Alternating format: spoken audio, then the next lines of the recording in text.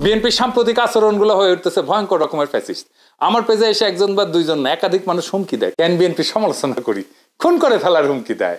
আওয়ামী লীগও হুমকি দিত ইনবক্সে, আর প্রকাশ্যে ওরা হুমকি দিচ্ছে 32 নম্বর ভাঙার পরে, কিন্তু বিএনপির কোনো ভয় ডর নাই, প্রকাশ্যে হুমকি দেয়।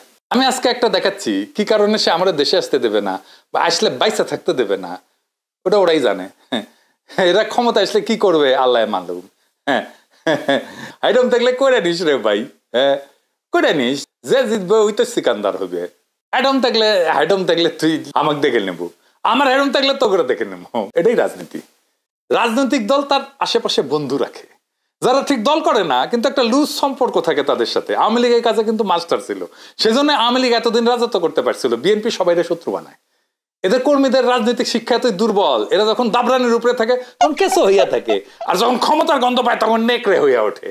যাই হোক, এগুলো নিয়ে আলাপ করবো পরে, নির্বাচন আসুক, ক্যাম্পেইন করে দেবো, দেখাই দেবো জনগণকে কাদের ভোট দিতেছেন, দেখেন কিছুই হবে না হয়তো, কিন্তু আমি খায় না খায় কন্টেন্ট বানাবো। শুধু আমার যে গালিগুলো দিছে বিএনপির কর্মীরা, সেগুলো কম্পাইল করলে না 10টা এপিসোড হয়ে যাবে।